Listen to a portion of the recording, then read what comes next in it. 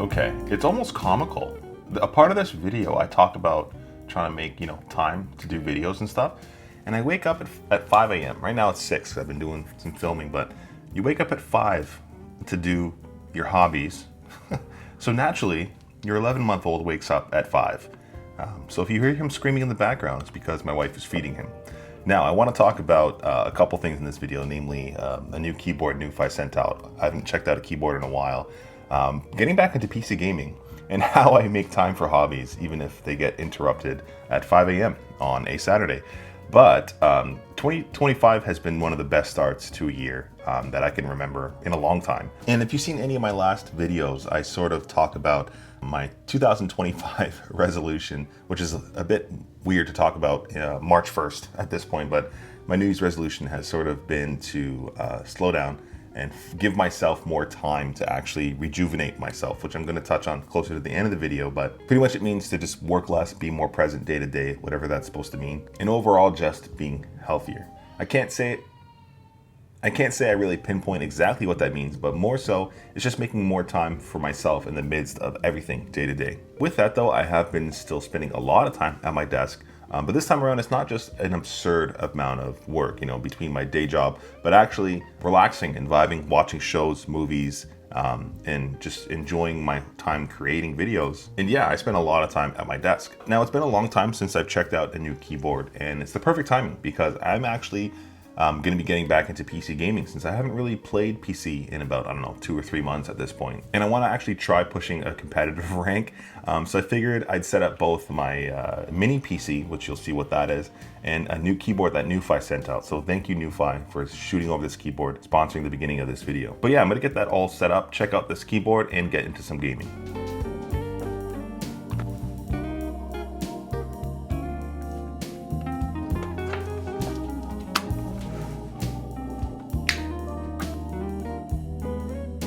Okay, so I'm going to talk about the PC side after because a lot of my games are updating and I haven't had a chance to dive into actual gaming as of yet.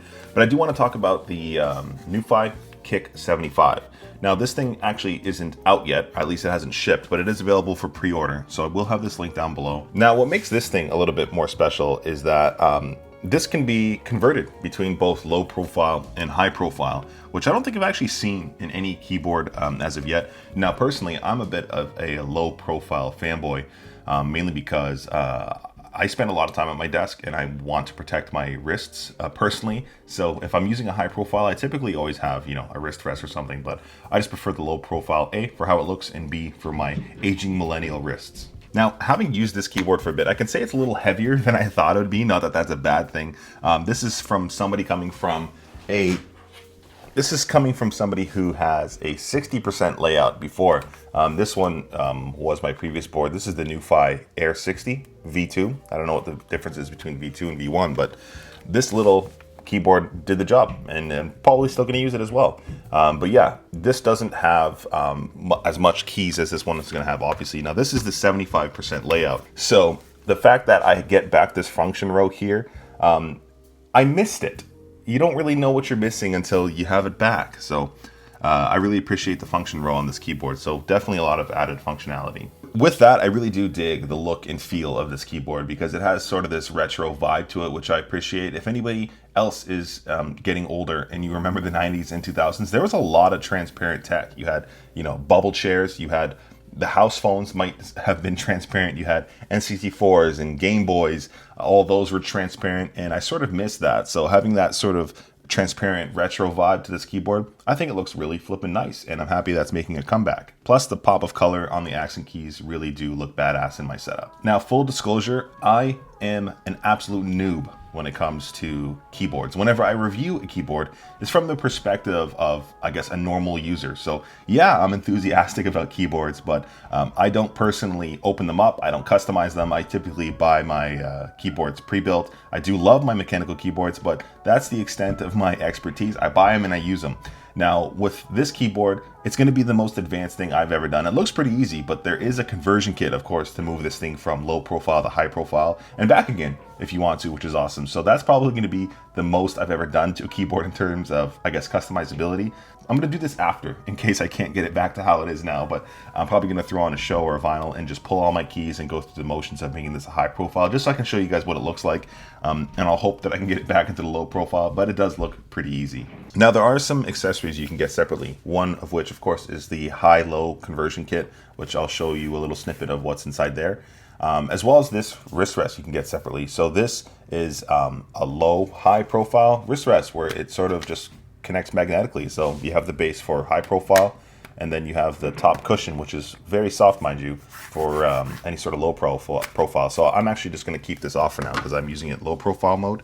But yeah, definitely a good choice for wrist rests. Now, as for the switches I'm using, the one that I have are the red linear switches. I think they're called the Gateron Nano Reds. Never heard of those before, but I kind of like them actually. So far, so good. They're obviously hot swappable, so you can swap these out with any other switches you might prefer. These are the only switches I have, so they should work with the high-low profile conversion as well. But yeah, I'm probably going to stick with the low profile anyways, like I mentioned. Now, here's a quick sound test.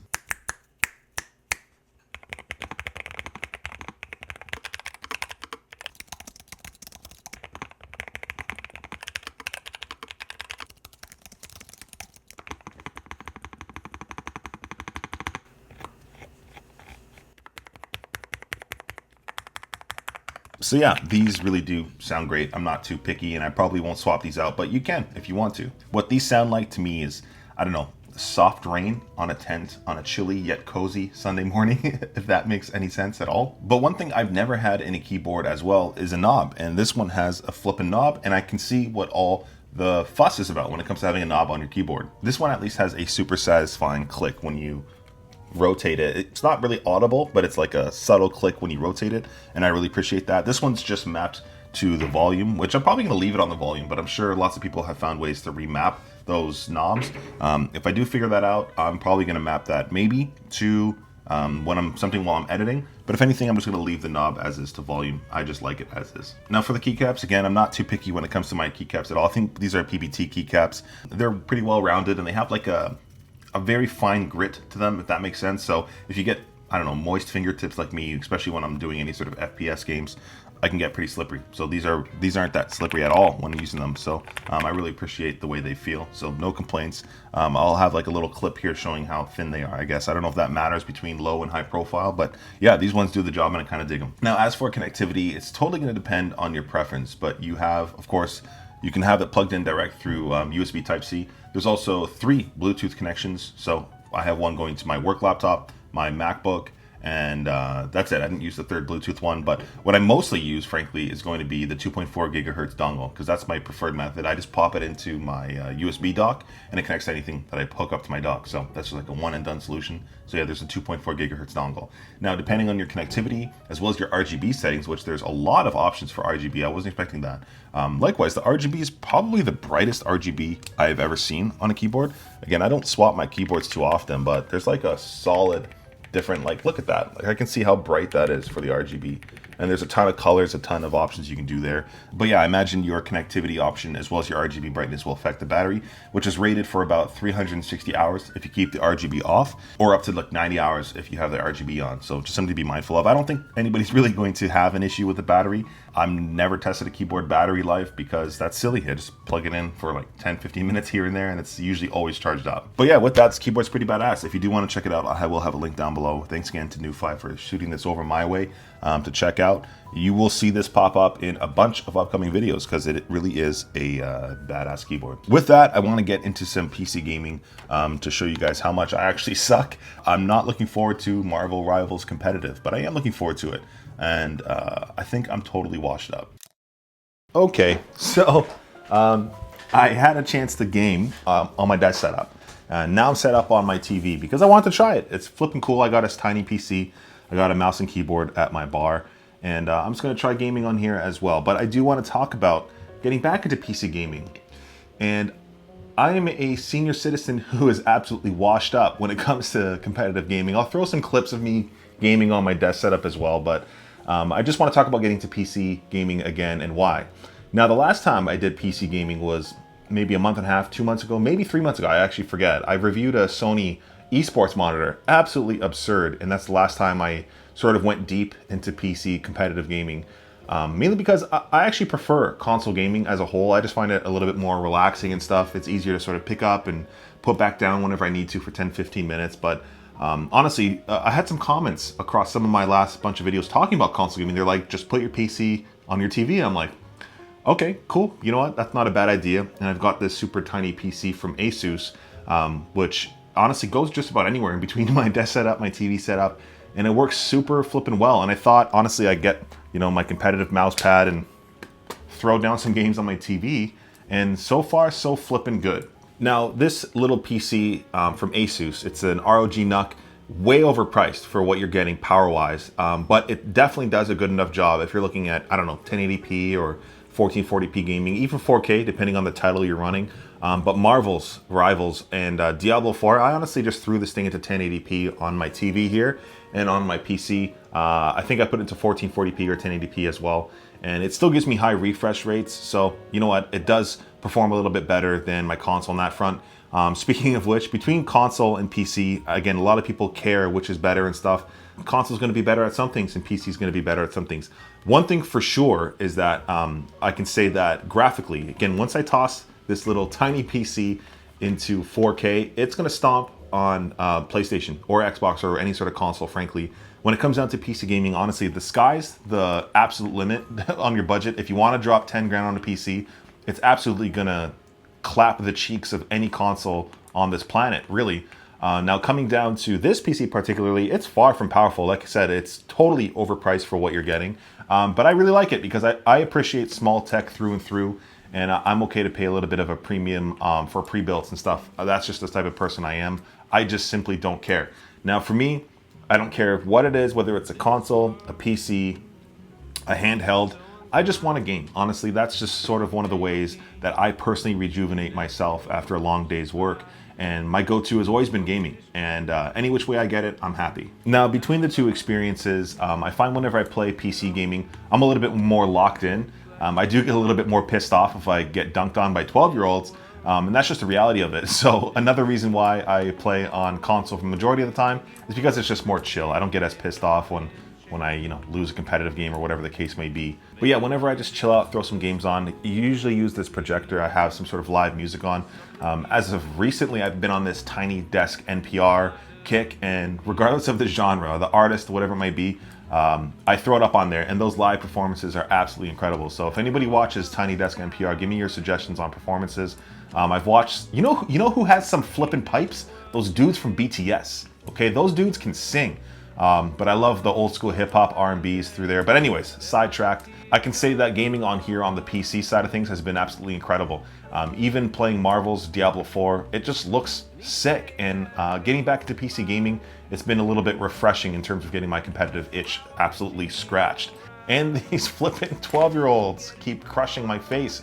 But that's absolutely okay. Now, as for where I'm coming from, I used to be, you know, a top 500/Grandmaster competitor when I'd play Overwatch at least. I haven't gotten that rank on Marvel Rivals or anything. But still, just playing something like this is my go-to typically when it comes down to any sort of FPS or I guess third-person shooters, if that matters at all. And before you guys roast me for the 500th time about how high my TV is, trust me, I know.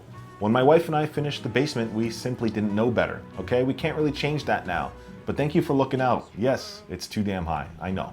Now, moving on, somewhat related but unrelated to gaming and definitely unrelated to keyboards, which is a dope-ass keyboard, mind you, but completely related yet unrelated to that is talking about how I sort of make time for all my hobbies between, you know, YouTube, working, family, and everything in between. I honestly mentioned wanting to find time to have a healthier year, being 2025 and all, and that just means relaxing more, working less, and sort of finding time for me. And honestly, some people have actually commented on my last chunk of videos that the atmosphere or my videos have changed substantially since even December, and that's because my approach to everything I do has sort of shifted, which I'm going to sort of talk about now. Honestly, I can say that the realization comes with trying to change my approach to everything going forward, and the hardest part is honestly realizing to just stop telling myself I'll take care of myself later, meaning I'll relax when I can. Once I'm finished this YouTube video, I'll relax. Once I finish my deadlines at work, I'll relax. Or I'll go to the gym